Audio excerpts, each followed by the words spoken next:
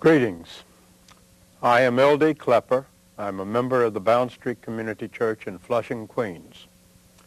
The church is located on the corner of Bowne Street and Roosevelt Avenue.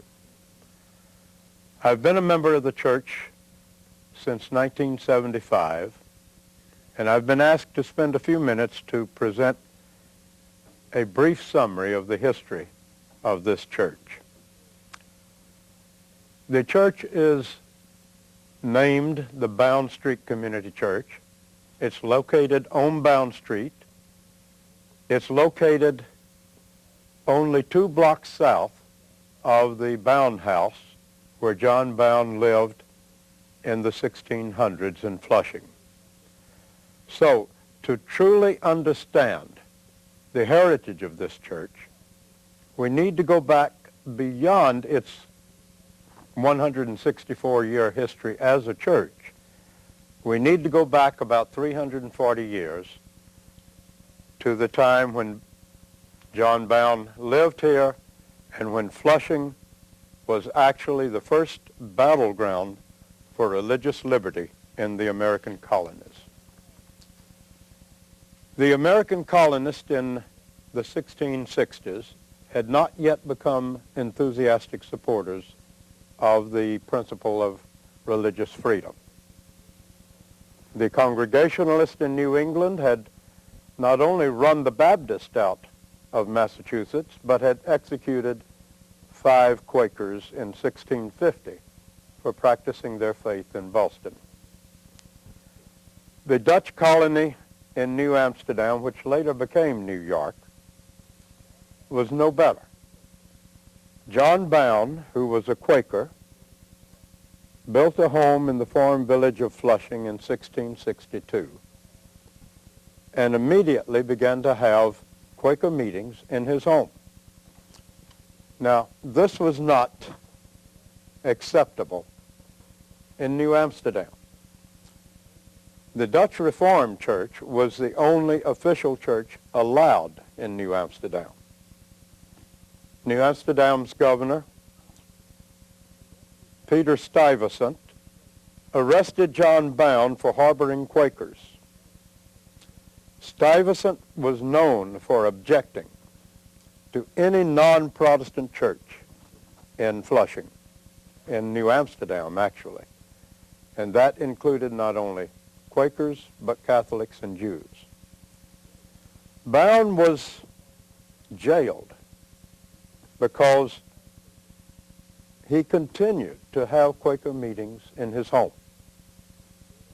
He refused to give up his religious liberty to worship as he saw fit.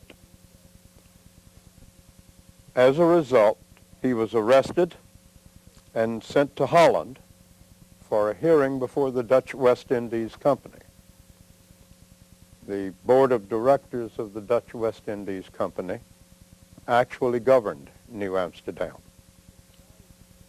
But surprisingly, especially to Peter Stuyvesant, the board ruled in John Bowne's favor.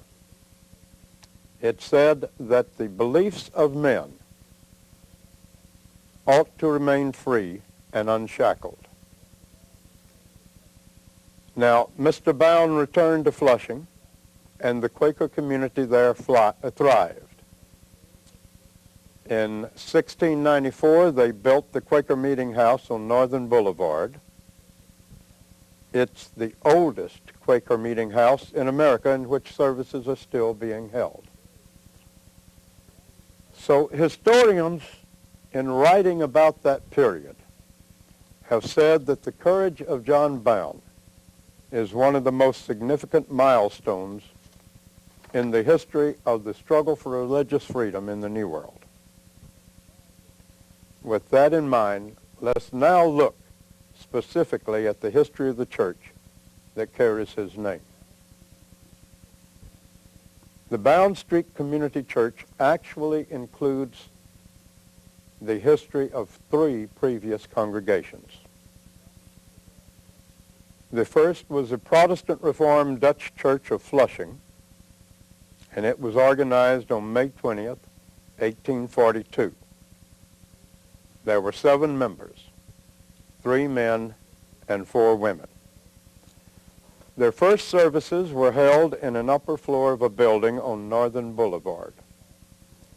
Soon they were meeting in a schoolhouse, and it called a pastor who served both the Flushing Church and another church on Long Island. In 1843, they began construction for their own building. And this building was built at the corner of Prince Street and Washington Street, overlooking Flushing Creek, in the heart of what was then the finest residential district in Flushing.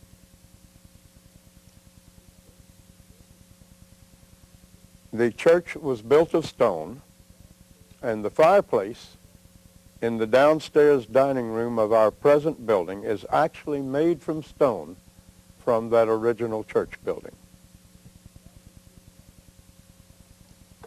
By 1890, the membership of the church had reached 300, and they planned to build a new building. The congregation borrowed the money to build the building from the Collegiate Church in Manhattan. Now that's what is now Marble Collegiate Church in the city. And they began the construction on our present building, which was completed in 1892.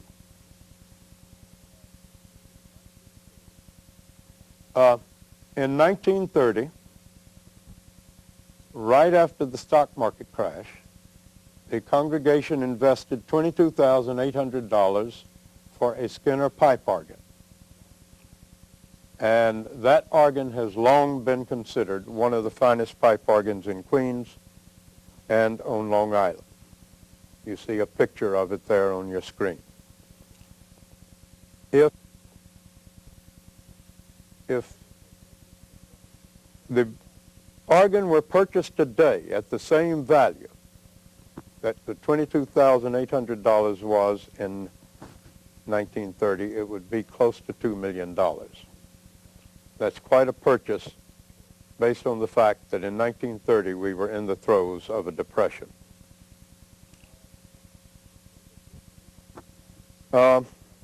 Membership reached its height in the late 1930s under the leadership of the Reverend Dr.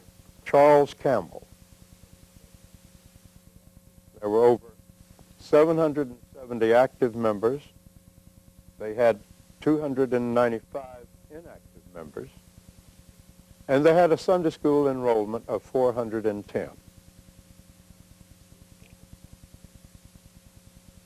The second congregation of significance in our heritage was the First Congregational Church of Flushing.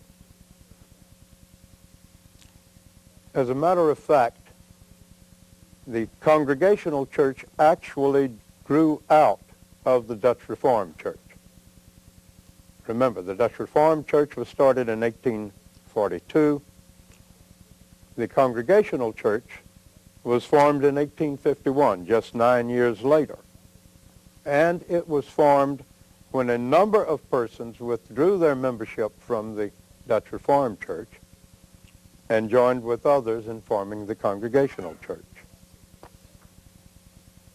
The Reverend Dr. Henry Ward Beecher, the most well-known congregational minister of the 19th century, helped organize the church.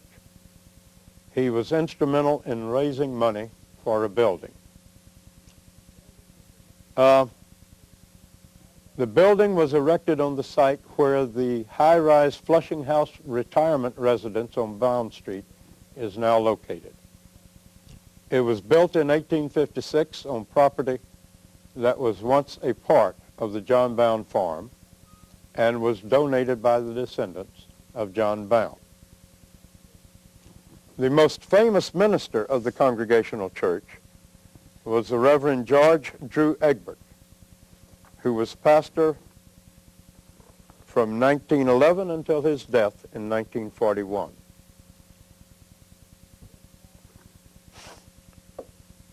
This pastor was known for leading the fight against the mob in New York City during the 1930s. You see his picture on the screen now. He especially fought hard against the infamous Dutch Schultz and the gambling establishment. And due largely in part to his efforts, Thomas E. Dewey, a future governor of New York and a future presidential candidate, was appointed the special prosecutor in New York City to fight gambling.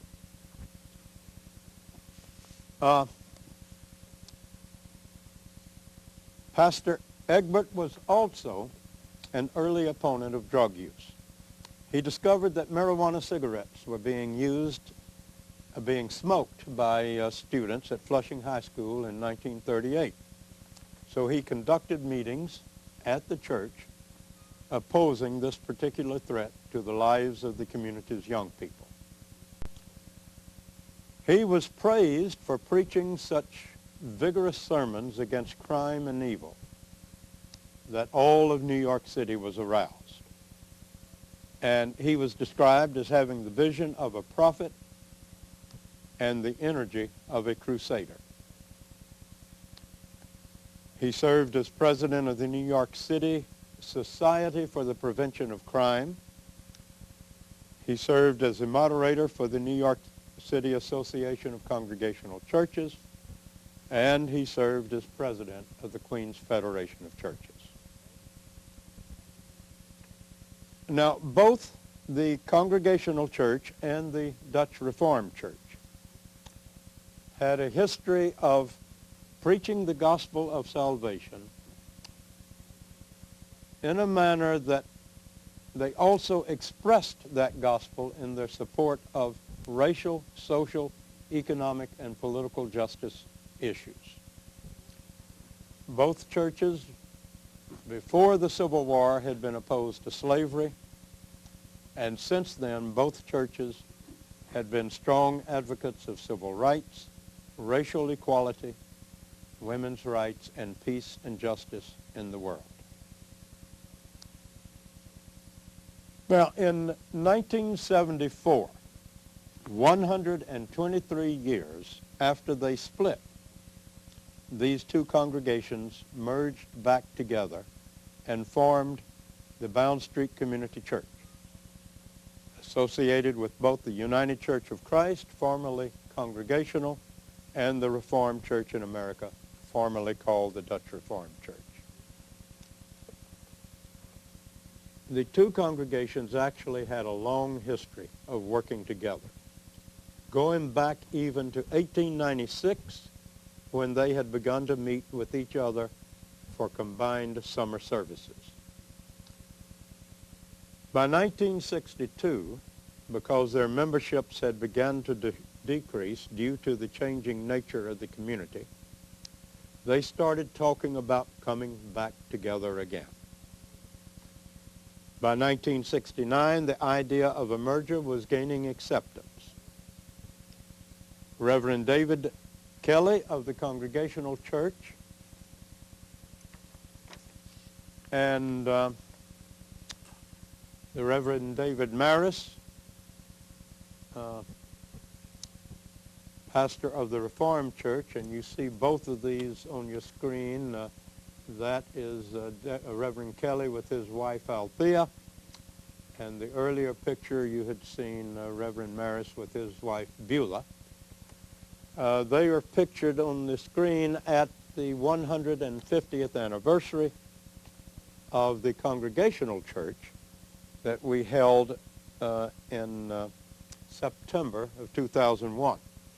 I don't think, yeah, you can see the picture of the church on this cup. We had these special cups made for the anniversary celebration in 2001. At any rate, they were both pastors of the two churches in 1969. Actually, David Maris had just joined, become pastor of the Reformed Church in 1969, and he preached his first sermon as pastor of that church in the Congregational Church because it was summertime and they were having their combined services in the summer. By the end of 1969, it had been decided to have all of the services in the Reformed Church building and put the Congregational Church building up for sale. Unfortunately, it was destroyed by fire in December 1970 before they could sell it. But the congregations, the two churches had agreed to merge, and in 1970 they began to call themselves the Bowne Street Community Church, a fellowship uniting the Reformed Church of Flushing and the First Congregational Church. The name Bowne Street Community Church was selected after Andy Anderson, an elder in the Reformed Church, made a very passionate speech insisting that a name be selected that would reflect the importance of the struggle for religious freedom led by John Bowne. Reverend Kelly and Reverend Maris served together as pastors of the newly formed church as the congregations began meeting together in 1969. The official merger legally took place in late 1974. Now, as I said earlier, the history of the church involves three congregations. The third congregation is that is a part of our heritage is Zion Christian Church. In 1978, a group of immigrants in Flushing from Taiwan formed the Zion Christian Church and began conducting services in the Taiwanese language. Their pastor was the Reverend Norman Chang, shown on your screen with his wife, Ann. Zion Christian Church began using Bowne Street's facilities for worship in 1983. Reverend Chang and the Bowne Street Community Church pastor, Reverend Leonard Kramer, led the movement for another merger. In 1988, both churches officially merged to form a unified bilingual congregation. You see there Reverend Kramer on the left and his wife Margaret on the right on a recent trip here to New York. Today, we are one church, multi-ethnic, bilingual, multicultural. We are composed of members from Asian, Caucasian, African American, Caribbean American, and other backgrounds. Our vision is to build upon our rich heritage, so we truly represent not only the racial and ethnic makeup of our community, but the values of our church fathers, especially those that include freedom of religion and justice for all. We hope to continue growing in spirit and service for the Lord as we preach and practice the gospel in Flushing in the 21st century. Now, our building contains some of the most beautiful Tiffany stained glass windows in the area, primarily because Agnes Northrop, one of Tiffany's most capable and most famous designers, was a member of the church. Her floral work is legendary, and it is evident in some of the windows in the church. Miss Northrop designed a memorial to her father, shown here, on the west wall. That's entitled Vision of St. John. This is the only signed Tiffany window in the sanctuary. Also on the west wall is the Oliver Ellsworth Cobb window, which is unsigned but documented by Tiffany Studios as an authentic Tiffany window. Reverend Cobb was pastor of the church from 1872 until 1890. The extraordinary floral window on the east wall besides the organ was designed by Agnes Northrop, but not for Tiffany Studios. And the other window on the east wall was designed by Miss Northrop for the Westminster Studios. In the large meeting room behind the sanctuary is this other unsigned but documented Tiffany window. You can faintly read the name Lizzie Bird, 1891, as you walk by. As many of you may know, the New York City Landmarks Preservation Commission has been looking into the possibility of landmarking our building. As we stated in ads we ran in the Flushing Times and Newsday earlier this year, upholding the legacy of John Bowne and his principles of religious freedom, we voted in July 2003 to oppose landmarking. We believe no church should have its ministry and the building that shelters that ministry impeded by the restrictions that landmarking imposes. So I hope this brief history of our church has provided you with some appreciation of our spiritual forefathers in Flushing. They not only overcame restrictions on their religious freedom, but their spiritual descendants defeated slavery, fought political and economic oppression, and founded powerful congregations who have preached and practiced the gospel in Flushing for 162 years. We invite you to come worship with us. We have services in English at 10 a.m. on Sundays, followed by services at 11:30 a.m. in Taiwanese.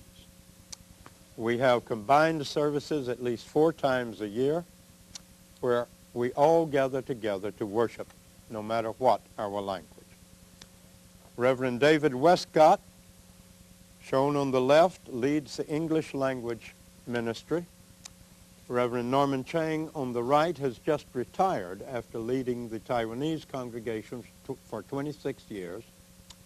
And Reverend Sebastian Ong in the middle is our youth minister, leading a very active ministry for children and high school and college students. To learn more about us, call the church at 718-359-1553 or visit us on the web at www.thebscc.org.